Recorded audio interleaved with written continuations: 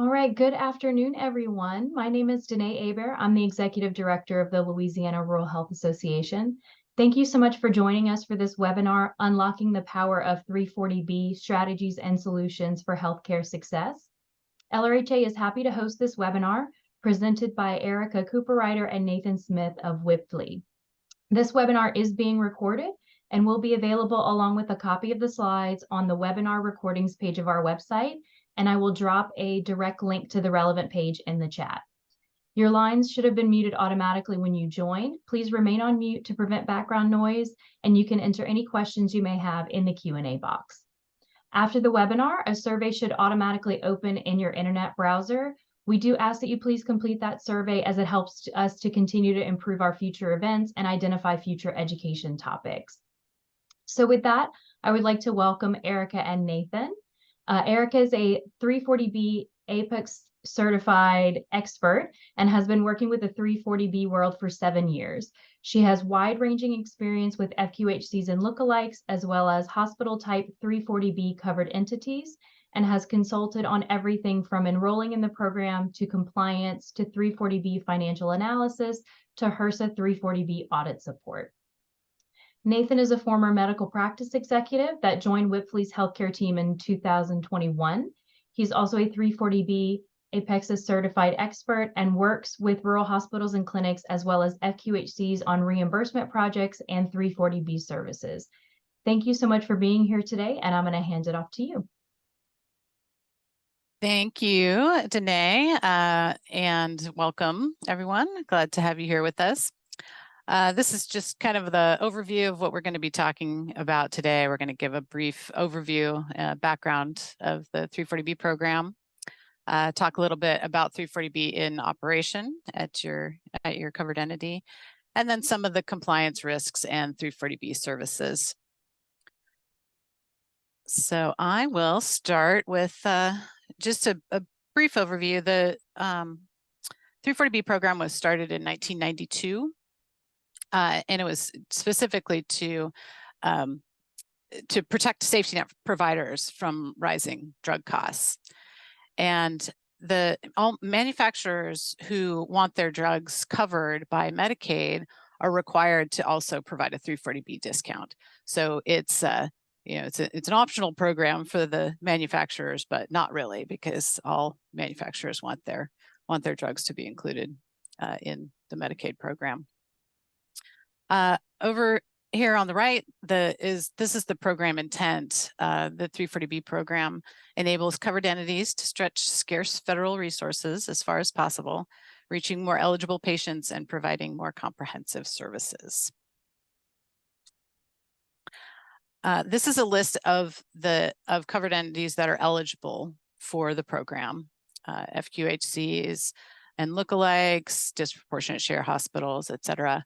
The ones that are in bold were actually added as eligible hospitals in 2010 with the passage of the Affordable Care Act.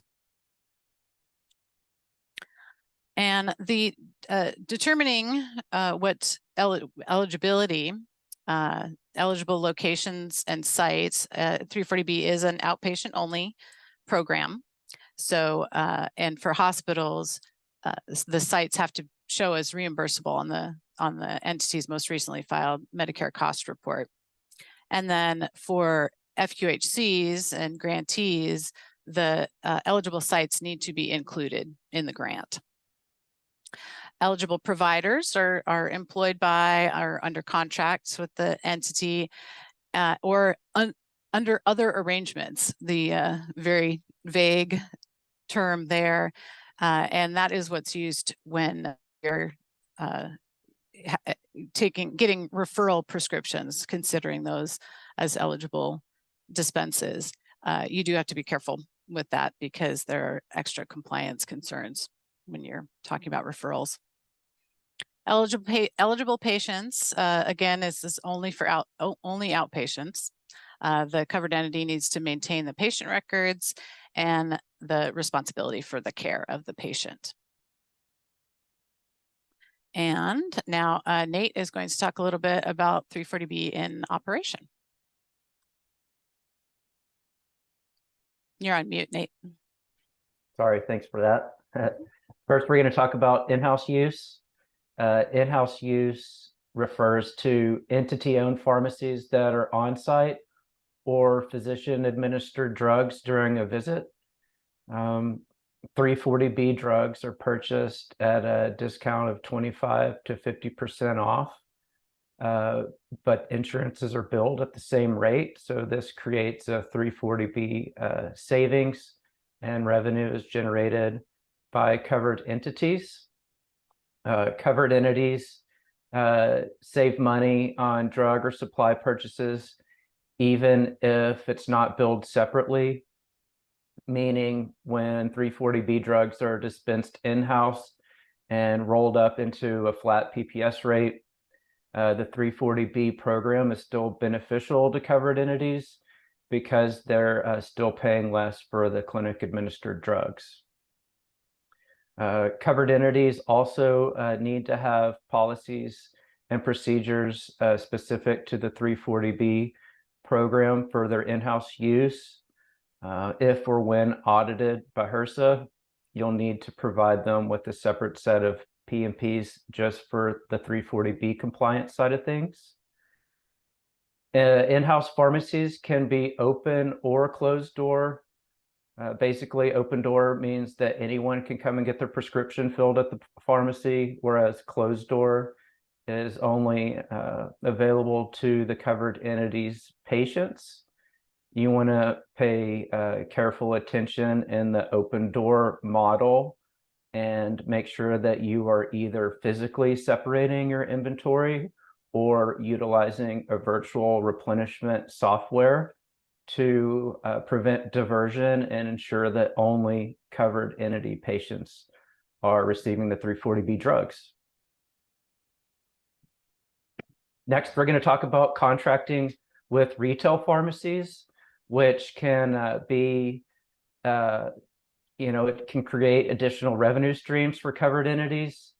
Prescriptions are filled in the same manner, the same usual manner as always, but 340B use is basically invisible to patients, meaning that a prescription is filled at the point of sale and it's only on the back end after your third-party administrator adjudicates the claim that the pharmacy is able to replenish their stock at the 340B price.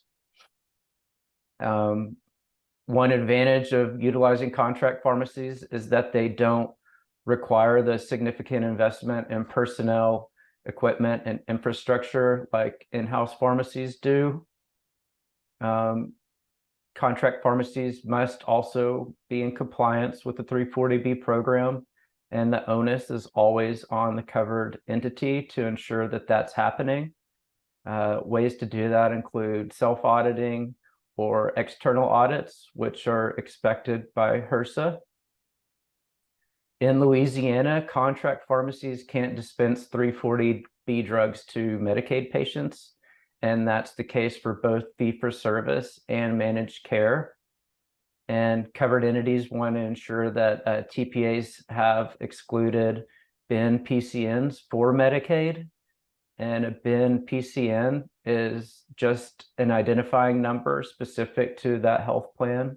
And you can find those on the front of insurance cards.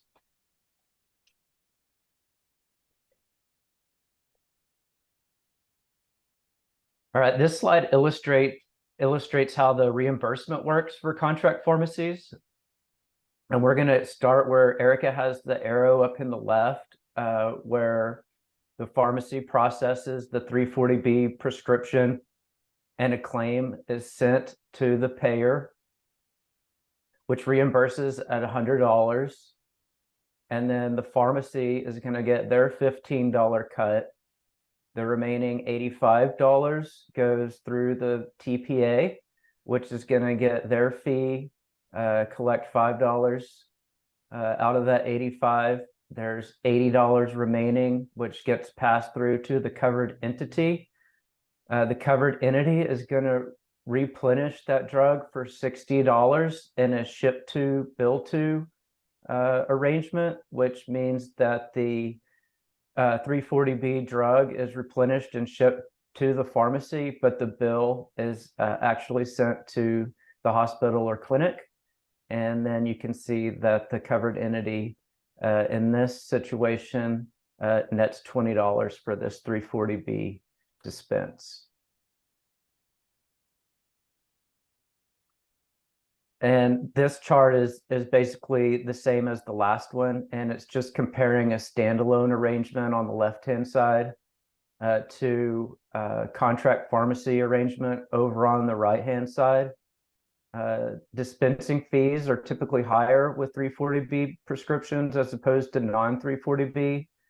So what that means is the pharmacy is incentivized to participate in this program. As you can see on the left, the pharmacy is getting a margin here of $10, whereas in the contract pharmacy arrangement, that's $15. You can see the reimbursement of the drug is the same at $100.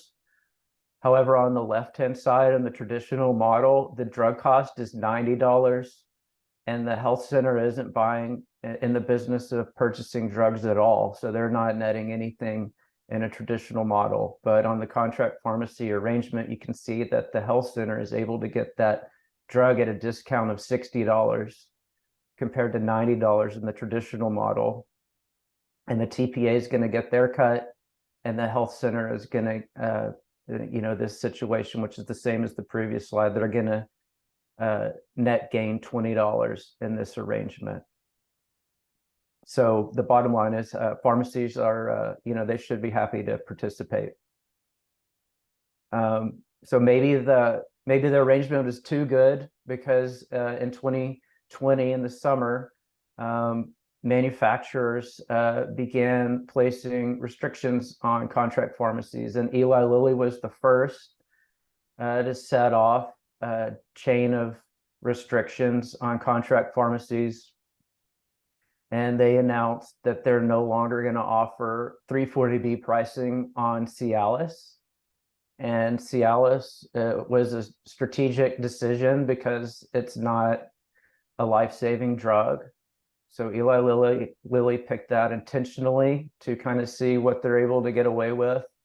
The notice basically it only allows for covered entities to designate one pharmacy where they could get Cialis at the 340B price, and that you can only designate one contract pharmacy if you don't have an in-house pharmacy.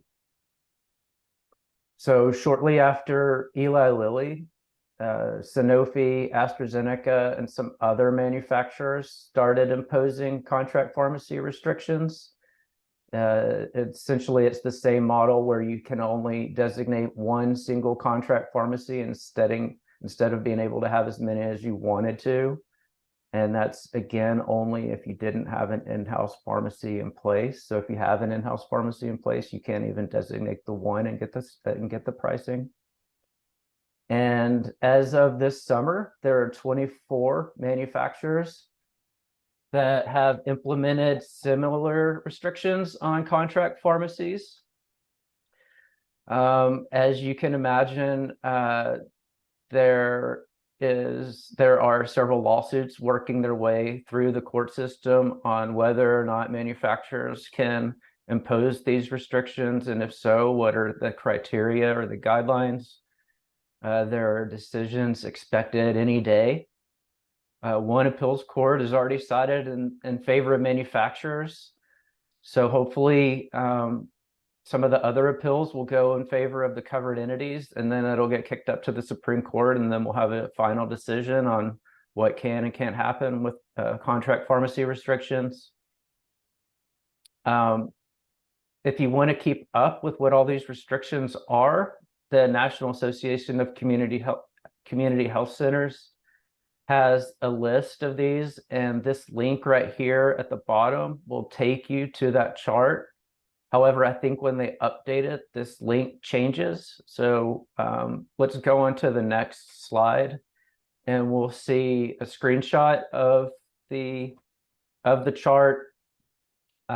If you want to find this chart without having to use the link, you just go to the NAC website and you can navigate over to their policy and advocacy page. And the 340B section has this chart listed right there that's always updated. And you can see in the type of restriction, there are some links embedded in the chart. You won't be able to click on this slide and get there, but if you go to the NAC website, you can click on the link. It'll take you to the manufacturer's site and you can get details about that specific restriction. And the third column over, you can see some highlights. That means that the restriction pertains to community health centers. Since this publication is put out by the National Association of Community Health Centers, they want to make sure and highlight it when it pertains to an FQ or a clinic. Some of these restrictions for manufacturers only apply to hospitals.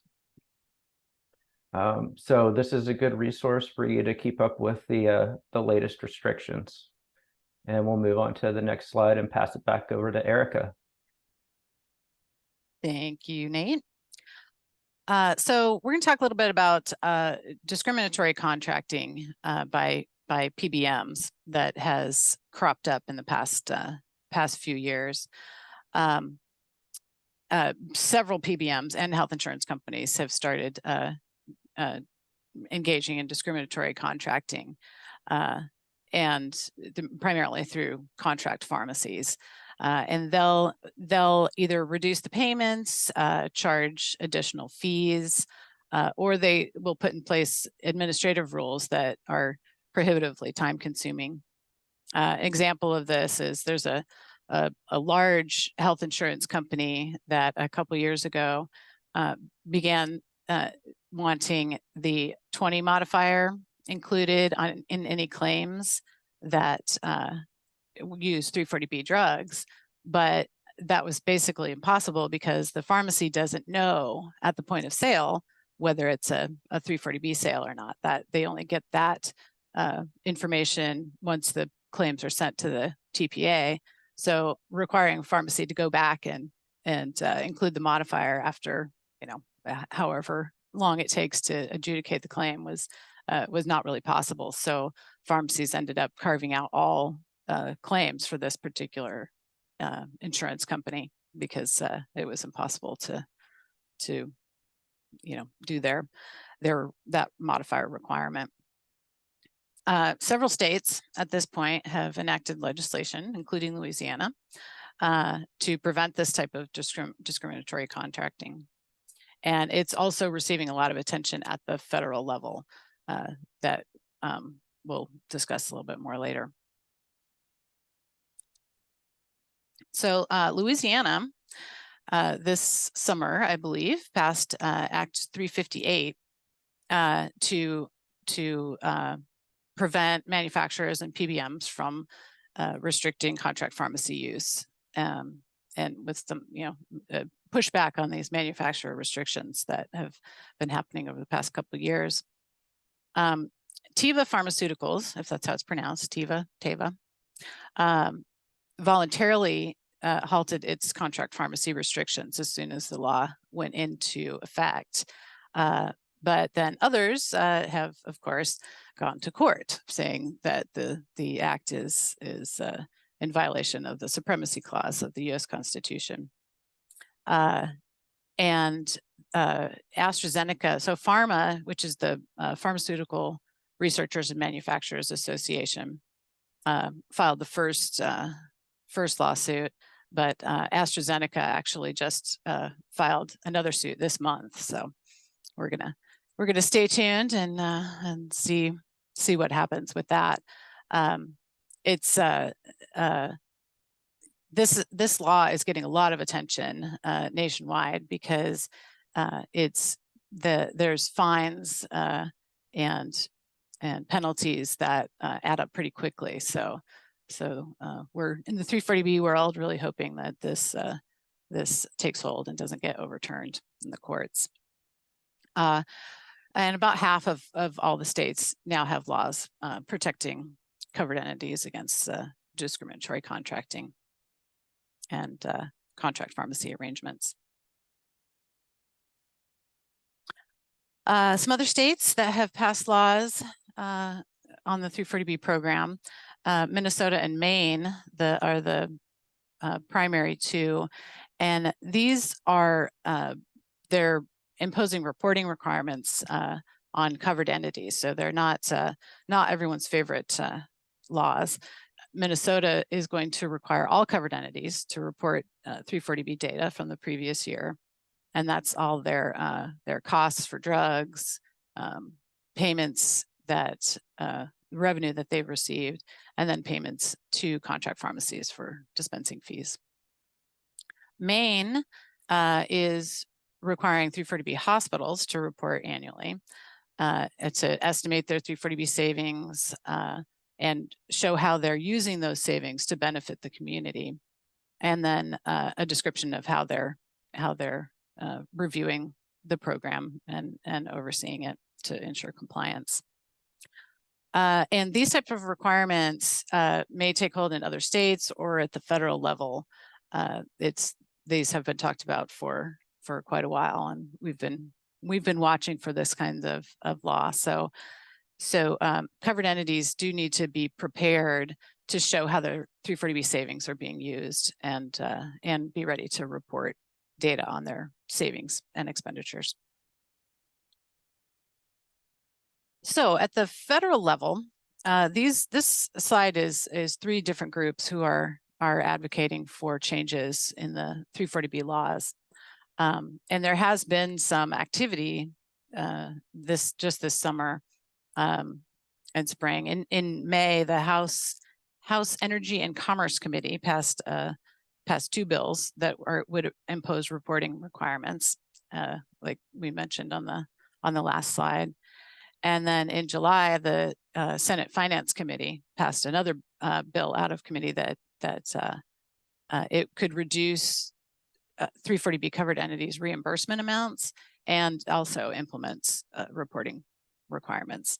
So there has been activity at the federal level. Nothing, no laws passed, just at the committee level, but there's definitely things going on. So these three groups, the Protect 340B Act is basically aimed at health insurance and PBMs from engaging in the discriminatory contracting that we were talking about earlier. The Alliance to Save America's 340B program, this is kind of a controversial alliance between pharma and NAC that some people are not thrilled with that alliance, but their focus is to update and strengthen 340B hospital eligibility requirements. So kind of imposing more restrictions on hospitals and while leaving FQHCs and grantees alone. And then 340C, this group, Advocates for Community Health, they want to separate hospitals out from FQHCs, potentially other grantees and rural hospitals from the 340B program, creating a separate program called 340C. And again, this is aimed at hospital type entities because often they have been seen as the bad actors in the program. There's been some high profile news items about hospitals not doing the right thing with those 340B savings. So they tend to be the scapegoats in the 340B program. And I think Nate is going to start with compliance risks. Thanks, Erica. Yeah. So here we've got a list of some risks associated with 340B. The first is a lack of proper policies and procedures. One thing you want to be sure of is if you have a procedure included in your PMPs, you want to make sure that you're doing it because an auditor is going to ask for proof. And if you're not doing it, then it's better to just not have it in there at all. Another big compliance risk is diversion. And diversion is administering, dispensing, or prescribing 340B drugs to a patient that does not meet the eligible patient definition. The next risk we'll talk about is duplicate discounts. And essentially that's when a covered entity and a state Medicaid agency both receive a discount on the same drug. Covered entities, you need to maintain a proper listing in the Medicaid exclusion file, which is a database of all covered entities that elect to carve in and bill Medicaid. Next, you want to make sure that all of your information in the HRSA database is up to date and accurate. Not having your information up to date and accurate is one of the most common findings. So make sure to double check your addresses, anything else that might have changed from one year to the next.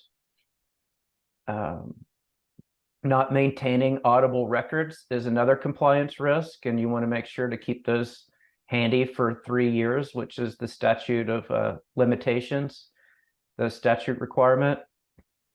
And then in addition to updating the HRSA database, you want to make sure that you're actively updating your provider listing and other tables in your TPA portal.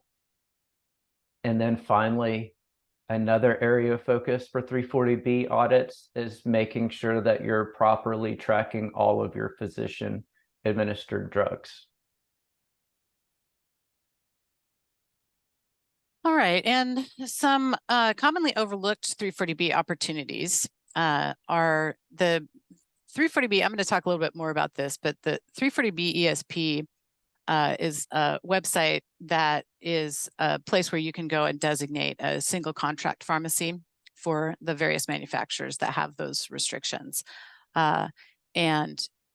You definitely, if you haven't, you should at least designate a single contract pharmacy, but you should also consider data submission to open up your contract pharmacies, all your contract pharmacies to the 340B pricing.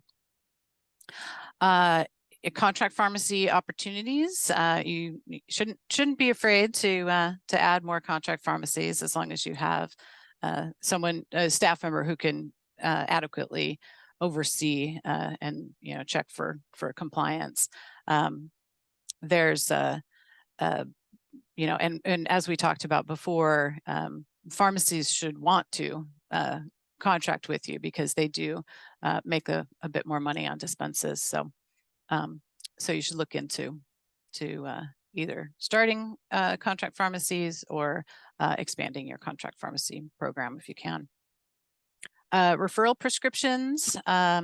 This is if you refer your patient to a specialist, say cardiology, any prescriptions that result from that referral provider can be considered 340B eligible for you, but there is strict compliance procedures that need to be followed for referral prescriptions. And then Apexis is the 340B prime vendor. They they have educational programs on 340B. They're kind of the voice of HRSA for the 340B program. But one of the things that they do is they negotiate subceiling discounts. And what that means is discounts on drugs that's actually below the 340B ceiling price. And they also can negotiate discounts on other things that are not 340B eligible, like vaccines. So if you're not signed up with Apexis, that's something to look into. This is just a little bit more about the 340B ESP portal. Like I said, if you haven't designated a single contract pharmacy for the manufacturers that have restrictions, that's definitely something that you should do right away. You do want to do a little bit of research before you designate to see which pharmacy has the most volume. But this also may be different for different manufacturers.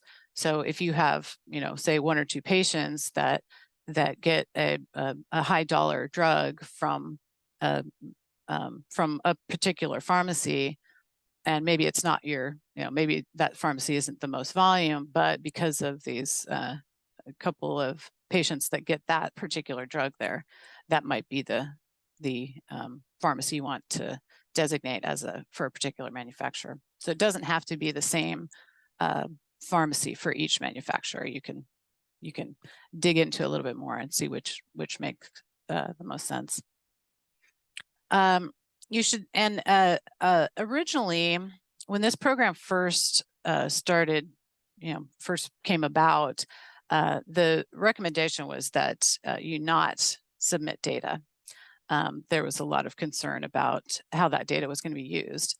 But at this point, since there are, so many manufacturers have piled on, the recommendation is that entities look at their own financial situation and decide whether they want to submit data and then unlock other contract pharmacies and not just the single designation to 340B pricing. This is an example of the kind of data that's submitted. And this is from, let's see, I believe this is from the Well Partner portal. Most TPAs have specific reports for 340B ESP. So it's actually very quick and easy to get those reports and submit them. And some of the TPAs will even submit data for you. So something to look into. And I think this is Nate. Is this yours? Yeah, I believe so. Real quick, did we mention that we'll have time for questions at the end? Yes, we will. Okay. And it looks like we haven't gotten any. Denise would let us know if there's been any questions so far, but yeah, we'll have some time at the great. end. People can put that in the chat, I guess. Mm-hmm. Perfect. All right, so here's some questions you can ask yourself about your 340B program. And number one is, the bottom line, is it profitable? Are you exploring brand versus generic options? Are you minimizing what you're paying overall in fees? Number two, you want to ask yourself who's in charge of oversight of the program. Sometimes when we're doing our assessments, we find that that's just one person. And so you want to make sure that you have a multidisciplinary team that's actively managing your program and include personnel from, pharmacy, reimbursement, finance, and administration. Number three, we've already mentioned this before, but are the policies and procedures that you have being followed? And so, we want to make sure that if you're not doing it, it's better to just not have it in there. So, and if I could just interject, yeah, that would please. be something like if you say in your policies and procedures that you are doing self audits monthly, a HRSA audit, they could come and say, okay, show us the results of your monthly self audits during the audit period. So if you haven't been doing it monthly, maybe you want to change that part of your policy and procedure to quarterly, so that you can ensure that that all the procedures are being accurately followed. Thanks, Erica. That's a great example to highlight. Number four, you basically want to make sure that you're doing regular audits, like Erica mentioned, and to ensure that you're in compliance with the 340B program, and those can be both internal and external. 5, do you know when your annual recertification is due? For FQs, that's in January and February, and for hospitals, that's right now in August and September. Number 6, have you had an external compliance review of your 340B program? As we mentioned, that's another expectation, is that you're having somebody take a look at it. And then number 7, what software or TPA are you utilizing? And then, do you have somebody dedicated to maintaining and updating that software? And finally, number 8, if you elect to bill Medicaid, are you following state and federal requirements? So are modifiers being used appropriately? And if you're carving in, is this information correctly listed on the Medicaid exclusion file? So those are some good things to keep in mind. And these are 340B services to consider to kind of keep your program optimized and compliance. Financial tracking of your 340B revenue and to analyze profitability. This is something that I have seen a lot, that that covered entities are not regularly keeping track of their revenue and their expenses, the drug costs, et cetera, and fees, to make sure that their program is actually profitable. Annual external audits, Nate mentioned this too, and assessments of your program. Again, that's something that HRSA expects, but that is the exact language that they use. They expect it. It's not a hard and fast requirement, but you can get a finding if you're audited by HRSA. You can get a finding for inadequate oversight of the 340B program. So that's something to consider. If you're not enrolled in the 340B program, getting some assistance enrolling is something to look into. Making sure that you have all the documentation you need and that sort of thing, or adding new sites too is another thing to look into. If you don't have policies and procedures, or you've just used the template from Apexis and you want to fine tune your policies and procedures to fit with your covered entity, that's something to look into. Staff training on compliance, self-auditing, that sort of thing.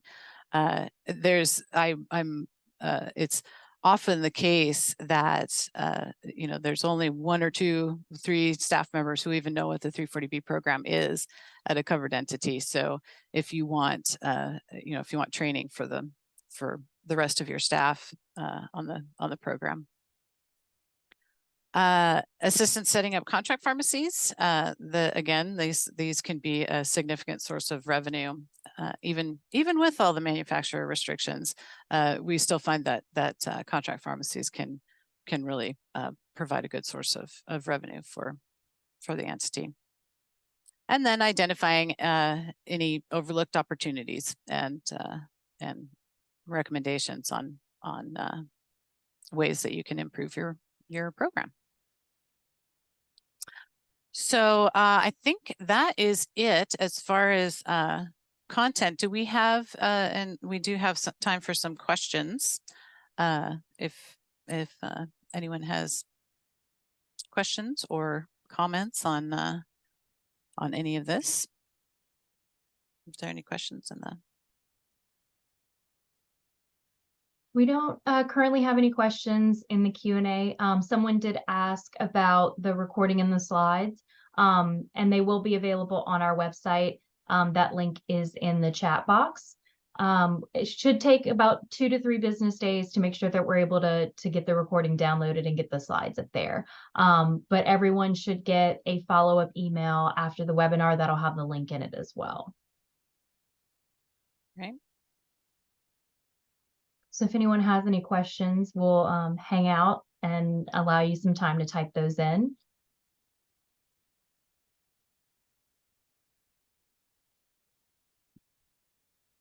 Or anything you want us to go more in depth, any of the subjects we've talked about that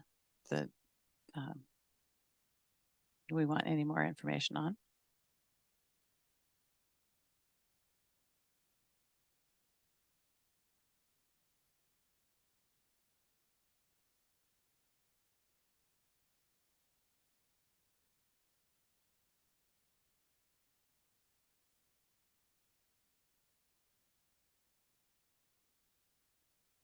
All right, not seeing any questions come in.